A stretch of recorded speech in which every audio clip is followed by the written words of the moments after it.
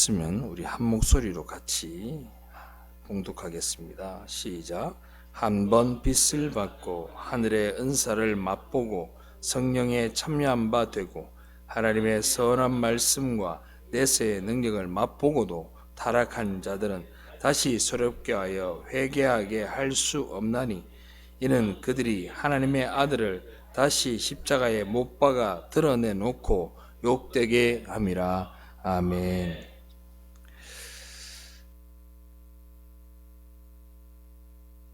구절들이 있습니다만은 신학적 논쟁이 많이 일어나는 구절 중에 한 구절이 오늘 우리가 읽은 말씀입니다. 얼핏 보면 예수 믿고 난 다음에 그 뒤에도 죄를 짓고 그렇게 살면 구원받지 못한다는 말로 눈에 보일 수도 있습니다. 그들이 하나님의 아들을 다시는 십자가에 못 박아 드러내놓고 욕되게 한다라고 얘기하면서 어마어마하게 큰 죄를 지어서 다시는 구원받지 못하는 것처럼 눈여겨볼 수도 있습니다. 실제 어떤 큐티 책자에서 제가 본 적이 있어요. 예수 믿고 그렇게 살면 안 된다, 이렇게 말을 하시는 분도 있습니다. 알미니안 또 개혁주의 신학자들, 이런 신학자들이 여기에 대해서 해석이 분분합니다. 그런데 그런 해석들은 차치하고 뒤로 좀 물려놓고 우리가 이 성경이 우리에게 주시는 메시지가 어떤 메시지인지를 같이 한번 좀 살펴보았으면 좋겠습니다. 오늘 본문 4절에 보면 한 번 빛을 받고 하늘의 은사를 맛보고 성령에 참여한 바 되었다라고 말하고 있습니다. 이 말을 해석하기 전에 우리가 먼저 좀 살펴볼 것이 있어요. 창세기를 한번 보겠습니다. 창세기 1장 1절로 2절 말씀, 다 같이 크게 한번 읽어 주십시오. 시작.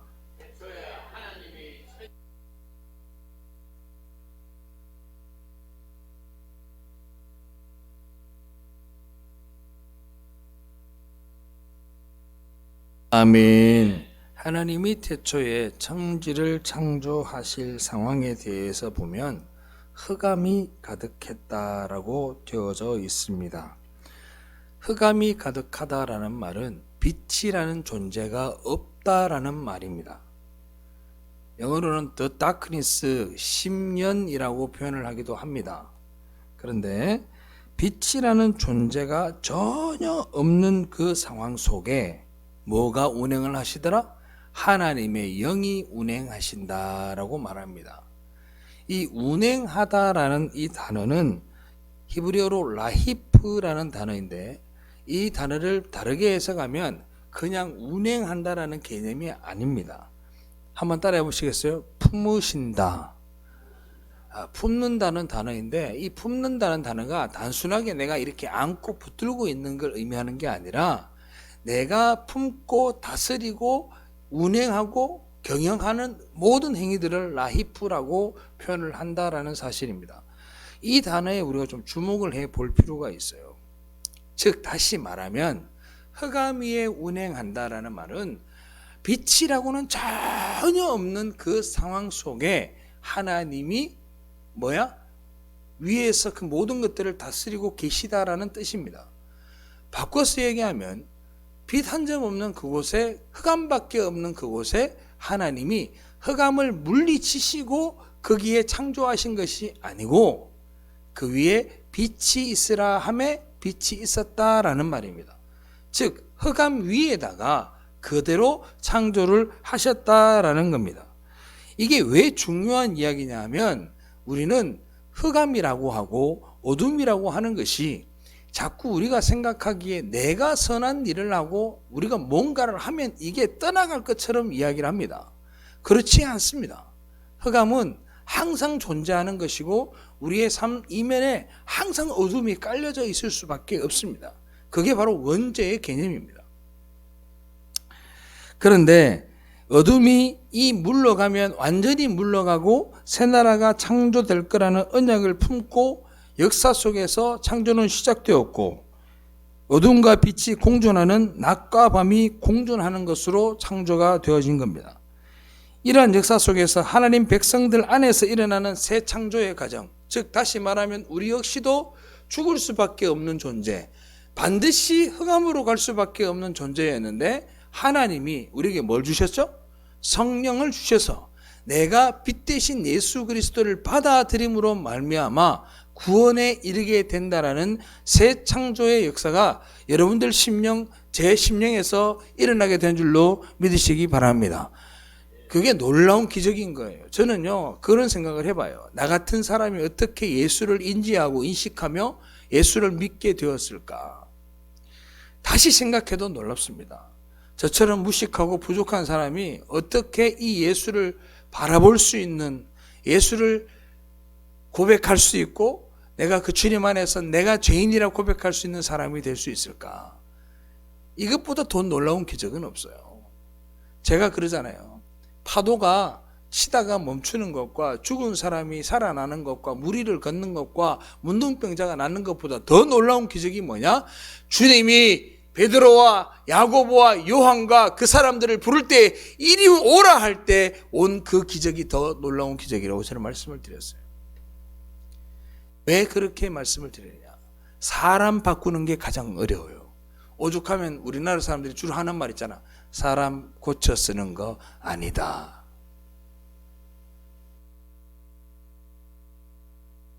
주님이 우리 안에 오셨을 때 우리는 이 빛과 어두움의 전쟁을 인식하게 되는 거예요. 처음에는 전체가 다 까마니까 몰라요. 빛된 세상을 몰라요. 주님의 빛이 어떤 건지 몰라요. 그런데 어느 날 하나님의 말씀으로 인해서 내 심령 가운데 하나님의 빛이 비춰지게 되면서 내 안에서 어떤 일이 일어나요? 전쟁이 일어나요. 어떤 전쟁이 일어나요? 빛과 어둠의 전쟁이 일어나는 거예요. 예수를 믿는 그 마음으로, 예수 중심으로 살아가려는 그 마음과 나 육신 흑암을 따라 살아가는 내 마음이 둘이 충돌이 일어나 전쟁이 일어나게 되는 거예요. 그 전쟁이 일어나고 있으면 예수 믿는 사람인 줄 믿으시기 바랍니다. 그런데 전쟁이 안 일어나. 아무런 감각이 없어. 그러면 안 돼요. 우리는 일평생 우리 심령 가운데 전쟁을 치루어야 합니다. 그리고는 빛과 함께 전쟁을 해가는 거죠. 때로는 울면서, 때로는 어려움을 당하면서, 때로는 힘든 가운데에서 주님이 주신 그 빛을 붙들고 그 말씀을 붙들고 그 전쟁을 하는 거예요. 내가 추구하는 것과 주님이 추구하는 것이 둘이 막 전쟁을 하면 우리는 그 빛을 붙들고 싸우는 거죠. 그걸 두 자로 뭐라고 하느냐? 따라합시다. 열심이라고 그래요. 이 열심의 근원이 뭐냐? 결국에는 우리 힘이 아니에요. 하나님이 빛이 있으라 하신, 여러분들을 택하신 그 하나님의 놀라우신 빛이 여러분 안에 들어갔기 때문에 그 전쟁이 시작된 거예요. 할렐루야.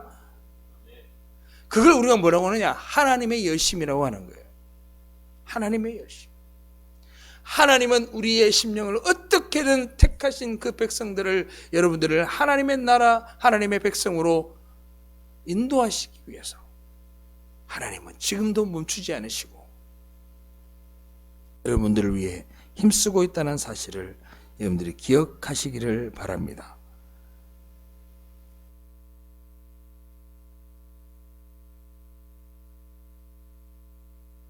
그 말씀이 우리 안에도 있는 거예요. 우리 안에도. 아멘입니까? 뭔 자격이 있어 여러분들이 빛을 받아요. 깜깜하다니까. 예수 믿기 전에는요 깜깜해요. 완전 새까매. 단 한 줄기 빛도 없어. 그런데 주님이 찾아오셔서 말씀으로 여러분들 심령에 빛을 던져주셨으니 그때부터 전쟁이 시작되고 우리가 예수 믿는 사람이 된 겁니다. 그래서 죄를 우리가 싸워서 밀어낼 수 있는 게 아니라 하나님이 죄를 미워하셔서 싸우게 하시는 거예요. 할렐루야. 여러분들이 아니요. 하나님이 미워하는 마음을 주신 거예요. 하나님이 죄를 싫어하는 마음을 주신 겁니다. 하나님이 어둠을 싫어하는 마음을 우리에게 주신 거예요. 그리고 그 빛이 이 안에서 역사하는 거라고요. 내가 하는 게 아니고.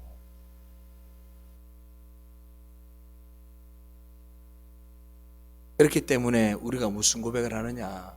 하나님이 죄를 도말하셨다라는 말을 할 수가 있는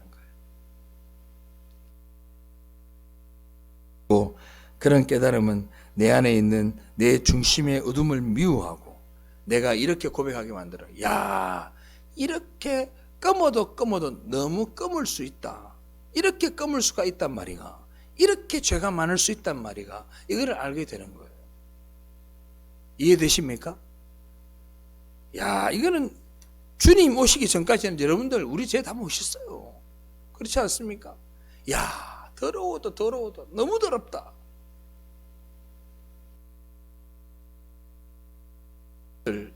청소를 해보신 분들은 아시지만 군대에 가면 요즘은 그렇지 않습니다. 요즘은 너무 잘 되어 있습니다만은 예전에는 정말 그 남자 소변기 같은 데 손 넣어서 씻었어요.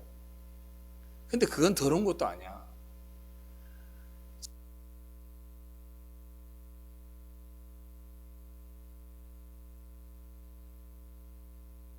털기 자꾸 차이는 것 같아서 제가 청소를 해야 되겠다고 청소를 한번 한 적이 있어요. 이야, 장갑을 끼고 청소를 하다가 장갑이 찢어지는데 그게 완전 똥물이 들어오는 거야, 손에. 더러워도 너무 더럽다. 내가 그때 한 말이 그거예요. 더러워도 이리 더럽노. 근데 여러분들, 우리 심령은 그보다 더 깨끗하나요?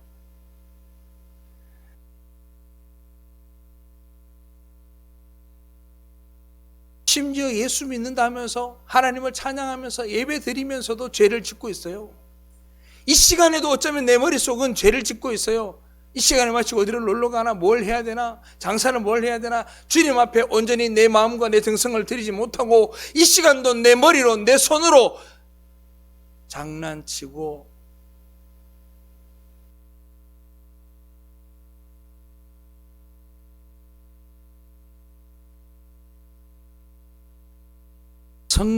성령이 우리에게 요구하는 변화는요, 여러분들이 기특한 행동을 하는 걸 원하지 않아요. 남에게 길에 있는 노숙자에게 돈을 주고 그걸 원하는 게 아니에요.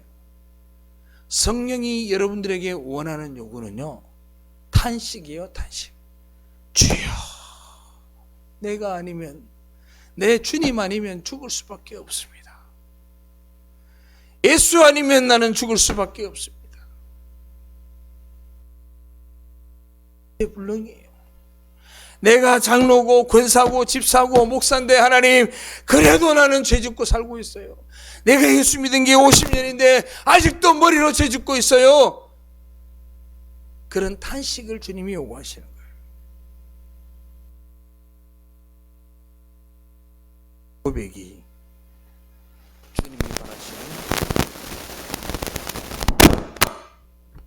주님이 바라시는 그런 변화입니다.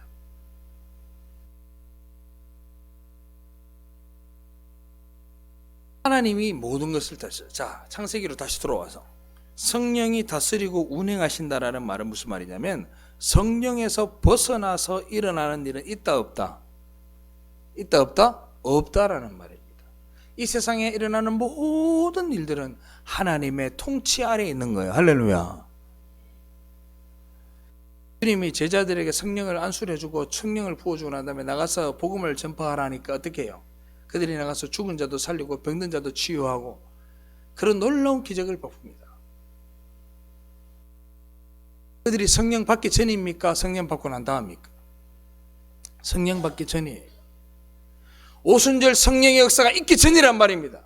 나가서 하라 했을 때 그들이 병 고칠 수 있었습니다. 죽은 자도 살릴 수 있었습니다. 그 중에 누가 있었어요? 예수 팔아먹은 유다도 거기에 있었습니다. 유다도 병 고치는 사역을 했습니다.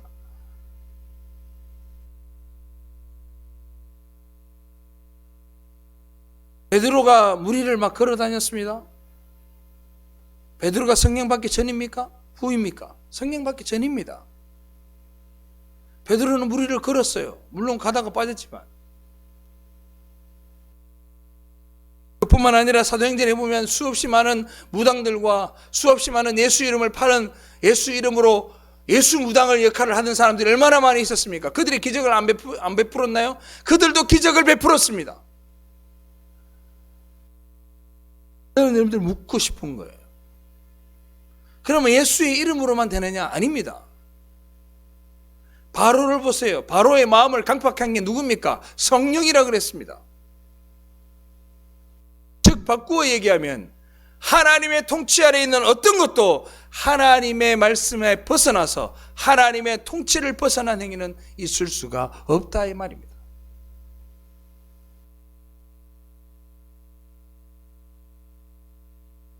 그래서 성령이 모든 걸 라하프 품어 안는다라고 말하는 겁니다.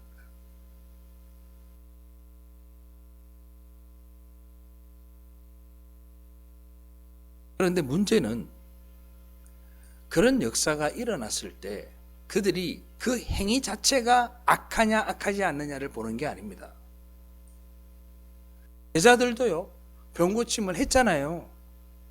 오늘날도 그런 역사들이 일어납니다.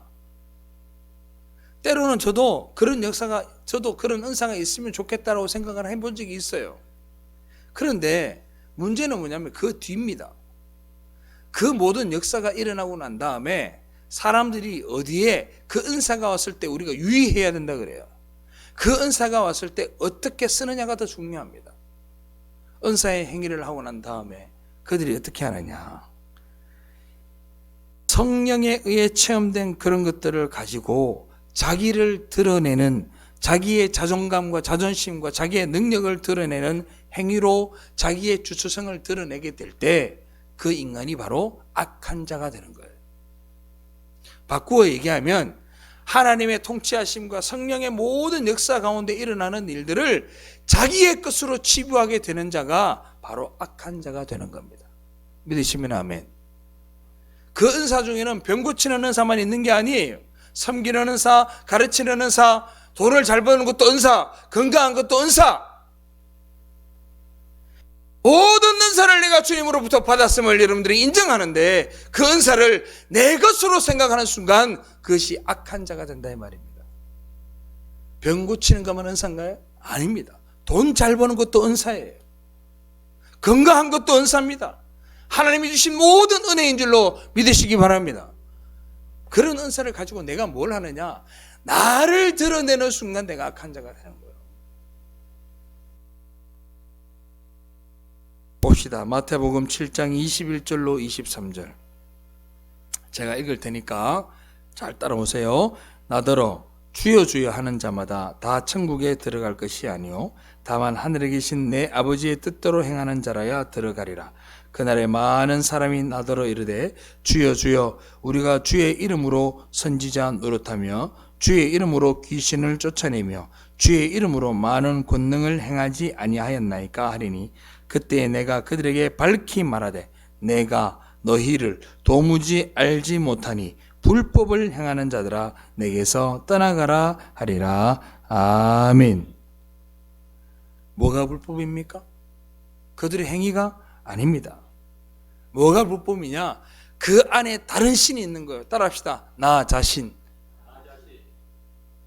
내가 있는 거예요. 내가. 그게 불법이라고요. 내가 했다는 거예요. 내가. 교회를 내가 세우고 이 건물을 내가 짓고 뭐를 내가 하고 뭐를 내가 하고 이게 바로 불법입니다. 신약에서도 그리고 현재를 살아가고 있는 우리 역시도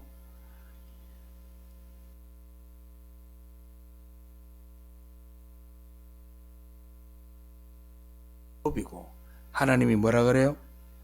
내가 너희를 도무지 알지 못한다라고 이야기를 합니다. 근데 질문 하나 하고 싶어요. 여러분들 은사를 받으면 평생 갈까요? 일회용일까요? 뭐 어떻게 되는 걸까요?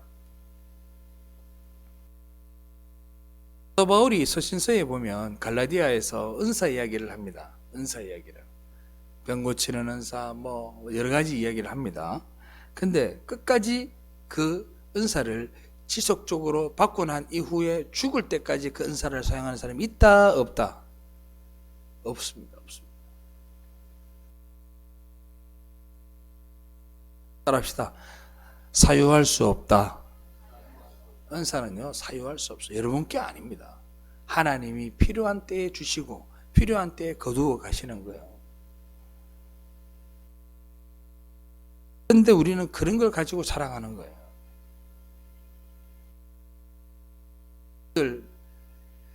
세계에 참 여러 부자들이 있었습니다만은 14세기 때부터 부자였던 메디치 가문만큼 부자였던 사람은 없습니다.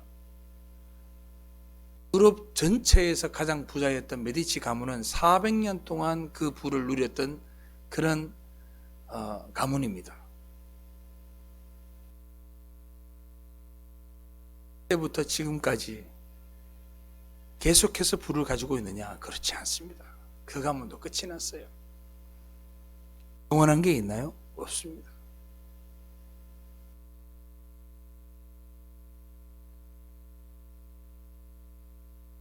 그런 은사를 받아서 자랑하고 다닌 사람의 대표적인 사람이 누구냐? 바로 유태인입니다. 바로 히브리인들입니다. 그래서 히브리서 기자가 뭐냐? 맛보고 참여하고 이런 단어들을 많이 씁니다. 따라합시다. 맛보다. 맛보다라는 말하고 먹는다라는 단어하고는 완전히 다른 거 아시죠? 먹는다라는 건 내 것이 된 거고 맛본 건 내 것이 아닙니다. 은사는요, 사유할 수 있는 게 아니에요. 먹을 수 있는 게 아니에요. 은사는 맛보는 거예요. 하나님이 잠깐 맛보게 해준 걸 내가 먹었다고 생각하고 평생 동안 그 은사를 내가 할 수 있을 것처럼 이야기하는 사람들이 있어요. 천만의 말씀.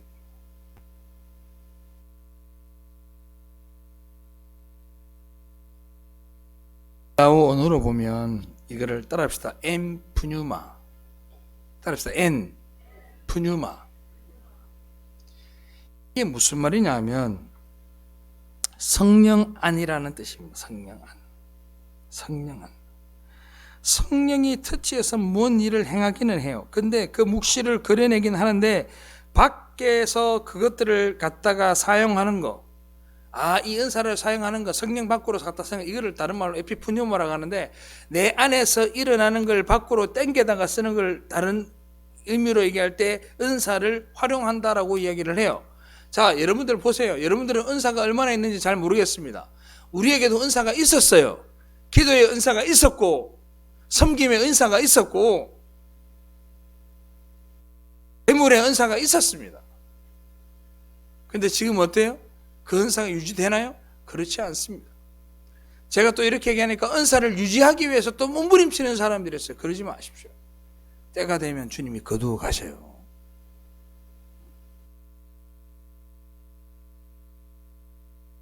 밖에서 하나님이 그렇게 뭔가 경험케 해줬더니 이 사람들이 인간 중심으로 끌어다가 땡겨서 우리에게 유익이 되는 어떤 것으로 그렇게 해석을 하는 거죠. 그게 바로 불법이고 악한 자의 모습입니다. 여러분들 다시 한번 말씀을 드릴게요. 악한 게 뭐라고요? 사람들한테 뭔 해코지한 그게 악한 게 아니라 하나님이 보시는 악한 자는 뭐냐? 하나님의 영광을 가로채는 겁니다. 믿으면 아멘. 하나님이 하신 것을 하나님이 하셨다 말하지 않으면 그게 악한 자요. 그런데 이런 거를 드러내고 살아가는 것들을 신앙생활이라고 생각한 자들이 유대인이었고 그게 히브리인들이었습니다. 그러니까 히브리서 기자가 뭔 말이냐? 야! 너네들 하는 거 그거 믿음생활 아니야. 그거 신앙생활 아니야. 너 예수 없으면 죽는 거야. 그러고 있는 거예요.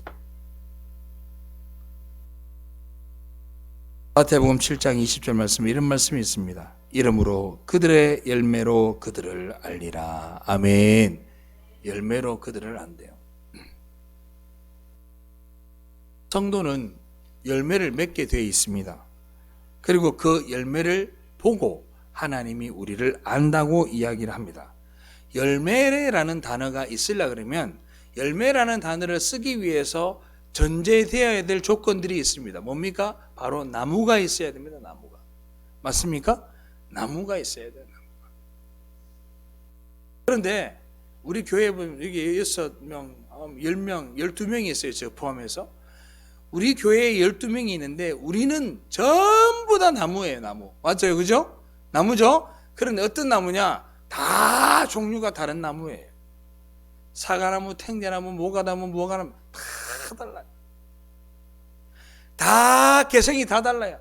한 사람도 똑같은 사람이 없어요. 한 배에서 난 쌍둥이도 달라요. 다 나무가 달라요. 사과나무라도 똑같은 사과나무 같지만 또 다른 사과나무처럼 모든 이 땅에 있는 사람들은 다 각종 다른 나무들입니다. 그러니까 나무가 열매가 같아요, 달라요? 달라요. 다 달라요. 네. 예수 믿는 사람의 열매는 같을까요, 다를까요? 예수 믿는 사람의 열매는요, 똑같아요. 따라합시다. 성령의 열매. 예수 믿는 사람들에게 맺히는 열매는 성령의 열매예요. 그러면 제가 사과나무고 대추나무고 다 있다 칩시다. 여러분들의 그 사과나무 맺고 사과나무에 사과 달리고 대추나무에 대추 달리고 모가나무에 모가 달리면 여러분들이 성령의 열매를 맺기 위해서 먼저 해야 될 게 뭡니까? 해야 될 게 뭐예요? 여러분들의 나무가 죽어야 돼요. 죽어야 돼요. 사과나무가 죽고 대추나무가 죽고 모가나무가 죽어야 돼요. 감나무가 죽어야 돼요. 그리고 무슨 나무가 심겨져야 돼요? 그 나무가 바짝 말라서 십자가의 나무로 세워져야 된다 이 말입니다. 아무런 영양소도 받지 못하는 죽은 나무가 되는 거예요. 그 나무 자체로는 죽은 나무가 되는 거예요. 여러분들이 완전히 죽어졌을 때 메말라 비틀어진 그 십자가 위에 예수 그리스도의 보혈이 흘러짐으로 온 땅에 생명이 넘쳐났던 것처럼 내가 죽어졌을 때, 여러분들의 가정이 죽어졌을 때 여러분들의 삶을 통해서 성령의 열매가 맺히는 줄로 믿으시기를 바랍니다. 우리가 이걸 기억해야 돼요. 우리는 그러니까 평생 나를 죽이는 일을 하는 거예요.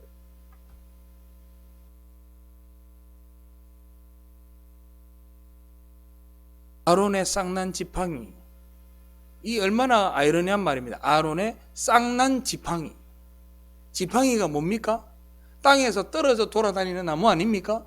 바짝 말라져 비틀어져 있는 나무 아닙니까? 손때가 묻어서 광택이 나는 생명력이라고 없는 그 지팡이 아닙니까? 그런데 하나님이 말씀하시니 그 지팡이에 싹이 나고 꽃이 피고 열매가 맺고 할렐루야.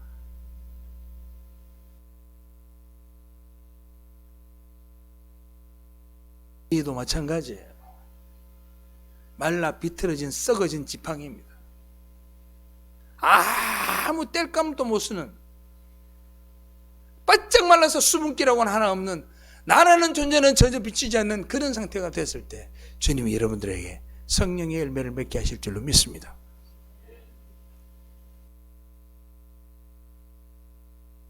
그래서 하나님이 우리에게 뭐라고 말하느냐? 야, 너네들 다 이미 죽은 나무야. 잘나고 못난 거 따지지 마. 다 죽었는데 뭘 잘나고 따져. 우리는 어때요? 꼴랑 말이지. 요만큼만 나오면 말이지. 못한 사람을 말이지. 헐뜯고 말이지. 못한 사람을 무시하고 말이지.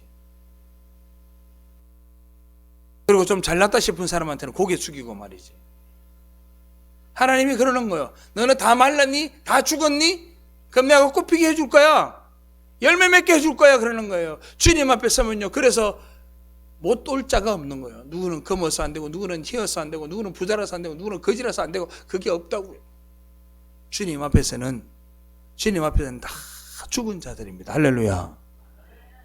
다 죽은 자예요. 교회 한번 봐봐요. 우리 교회 직분자가 몇 명이냐면, 지금 정직분자는 우리 권사님 한 분밖에 없네.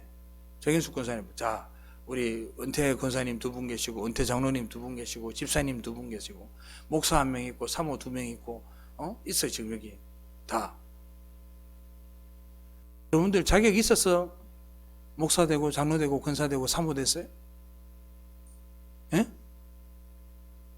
권사님, 여기 계시는 분들요, 저기 대구에 있는 큰 교회 가면은 서리 집사도 하기 힘들어. 근데 우리 교회에서는 장로까지 하잖아. 할렐루야. 아멘 하세요. 그게 은혜라고요. 하나님 나라도 똑같다고. 우리 교회가 하나님 나라와 가까운 거요. 여러분들이 자격이 있어서 되는 게 아니라고. 천국에 들어갈 만해서 된 게 아니라고. 여러분들이 잘나서 하나님 앞에 잘해서 아니에요. 한 개도 없어, 한 개도. 그런데 하나님 여러분들이 부르는 거예요. 야, 너 다 말랐니? 내가 꽃피게 해줄게. 그리고는 그 법궤 안에다가 주님이 뭘 넣습니까? 십계명 돌판 2개와 만나 한 오멜과 그리고는 아론의 쌍난 지팡이를 그 안에 넣으신 거예요. 왜 넣으셨을까? 야, 너네들 이걸로 너네들한테 다 나한테 불평불만했잖아. 이젠 다 덮어버리고 그 위에 예수 그리스도의 피를 쏟으시고 그 피를 받으시고 그걸로 여러분들을 인정해 주신 거예요. 할렐루야. 근데 그 예수를 걷어내면 어떻게 해요? 안 된다고.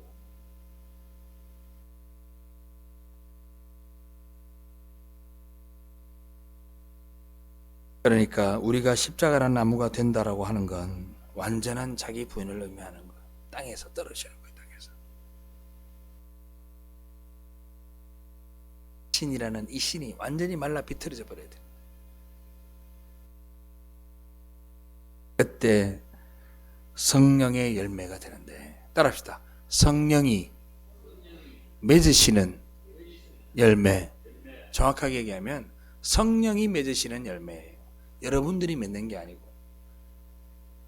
갈라디아서를 이렇게 강의하다 보면 갈라디아서에 보면 온유, 양선, 절제 뭐 이렇게 있습니다. 그런 항목들이 있어요. 성령의 열매, 성령의 8가지 열매인가 12가지 열매가 있잖아요. 그 열매를 보면 온유, 양선, 자비, 절제 이런 은사들이 있어요. 근데 이거를 성령이 맺으신다고. 아멘? 내가 맺는 게 아니라고. 성령이 맺으시는 거예요. 그런데 이거를 해석을 어떻게 하는 사람들이, 오늘날 많은 교회들이 어떻게 합니까? 해석을 우리가 맺어야 될 열매로 알아요. 내가 이거를 맺어야지 하고 맺는 거예요. 맺어 집디까? 그걸 다른 말로 하면 따라 기특한 행위. 따라합시다. 기특한 행위. 그냥 기특한 행위일 뿐이야.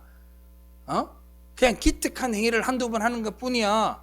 열매는 그런 게 아니에요. 주렁주렁 달려야 되는 거야. 성령이 맺으시는 열매예요.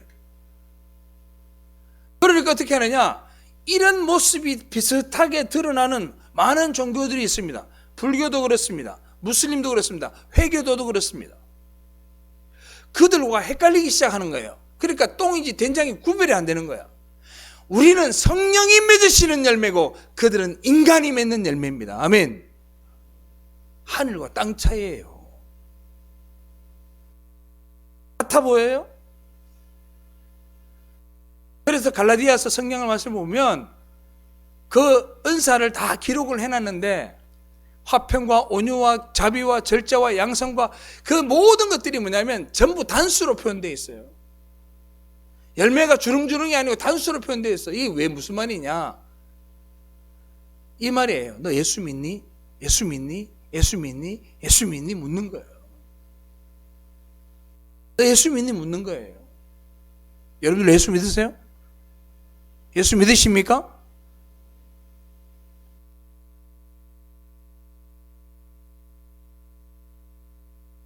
그냥 힌두교, 회교도처럼 말이지 뭔가를 내가 하면은 막 자부심이 생기고 막 은혜가 넘치는 것 같아요? 아니에요. 그래서 제가 이 교회에 와서 10년 동안 이야기한 게 뭡니까? 주님 만나기를 소원하라고 내가 몇 번이나 얘기했어요. 설교 중에 계속 이야기하는 겁니다. 주님과의 진지한 만남을 가져라고. 주님과의 만남이 있어야 된다고. 말씀의 소통이 있어야 된다고. 그 주님이 내 안에 들어오는 역사가 있어야 된다고. 저는 수도 없이 이야기했습니다. 지금도 이야기합니다. 10년 뒤에도 이야기할 겁니다. 왜? 성경이 이야기하는 바는 그것밖에 없어요. 사랑과 화평과 온유와 절제와 자비와 충성과 양선, 이걸 하라고 이야기하는 게 아니라 너 예수 믿냐? 예수 믿어라. 예수 만나라. 그 빛을 보았느냐? 주님이 네게 빛이 있으라 했는데 그 빛을 보았느냐? 주님이 물으신다고요. 그게 다예요. 다. 뭘 하려고 하지 마.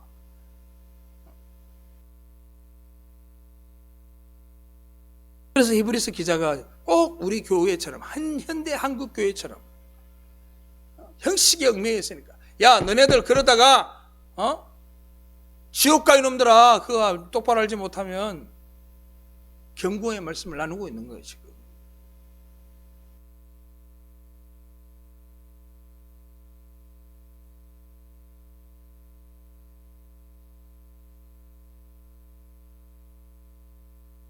십자가가 맺는 열매를 맺고 있을까요? 아니면 여러분들이 자신이 맺고 있는 각자의 열매를 맺고 있을까요?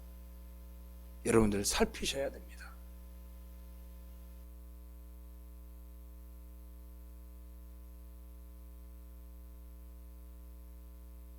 마귀가 주는 마음입니다.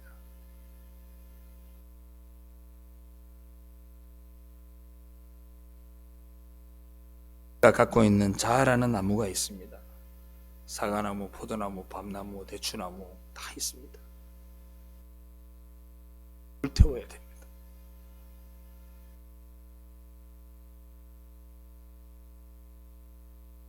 그 열매를 아무리 많이 따다가 주님 앞에 갖다 줘도 내가 너를 모른다 그래요.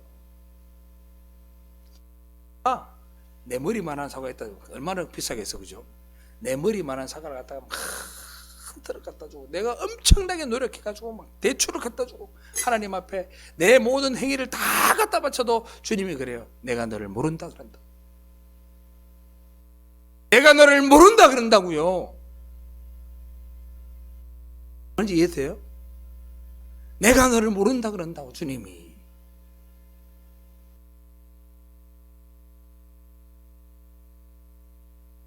예를 드리려고 하지 말고 그 나무를 태우세요. 그 나무를 죽이세요. 그러면 성령의 열매가 맺혀지는 줄로 믿으시기 바랍니다.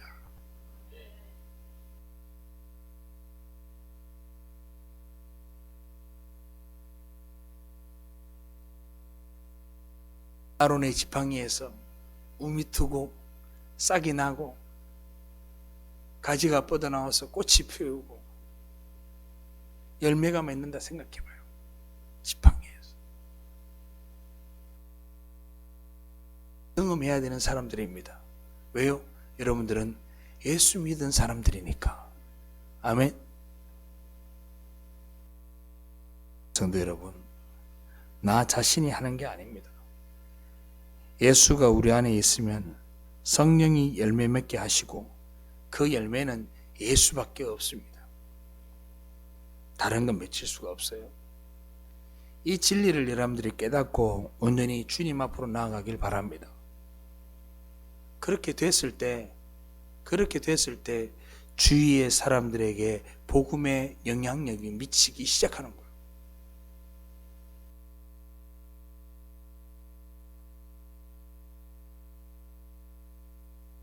여러분들이 죽으세요. 형제가 전도 안 된다고 여러분들이 죽으시라고요. 그냥 살아가 발딱발딱 하니까 근처에 못 오는 거예요. 제가 TV에 보니까 청새치라고 있어요. 청새치. 청새치가 뭐냐? 물고기 중에 제일 빨리 시속 100km 이상으로 물에서 헤엄치는 물고기가 있어. 앞에 창 같은 걸 탁 달고 있는 게 있어요. 노인과 바다에 나왔던 주인공 물고기입니다. 청새치. 그 청새치는요, 배 위에 잡아 올리다가 사람들이 찔려 죽는 사람도 그렇게 많답니다. 낚시를 하다 올리면 이게 뭐가지고 날아가지고 창처럼 날아 꽂혀버리는데 사람들한테. 이렇게 발딱발딱 뛰면 옆에 아무도 못 와. 여러분들이 복음을 전할 사람이 있고 구원할 사람이 있습니까? 여러분들이 죽어야 돼요. 죽어야 돼요. 청새치처럼 발딱거리면 아무도 안 와요. 여러분들이 죽어야 돼. 내가 죽어야 돼. 내가 죽으면 그들이 다가옵니다. 내가 죽으면 주님이 그들을 부르십니다.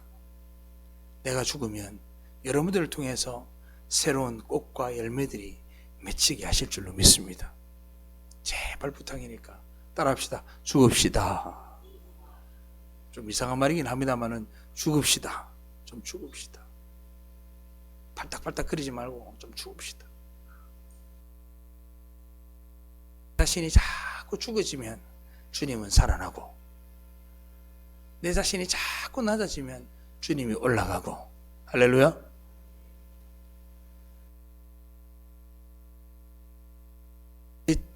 이쯤이면 여러분들이 복음의 열매들을 이제 맺혀져 가기를 주님의 이름으로 간절히 구해요. 정말입니다. 진리를 깨닫고 살아가시기를 주님의 이름으로 축원합니다. 기도하겠습니다.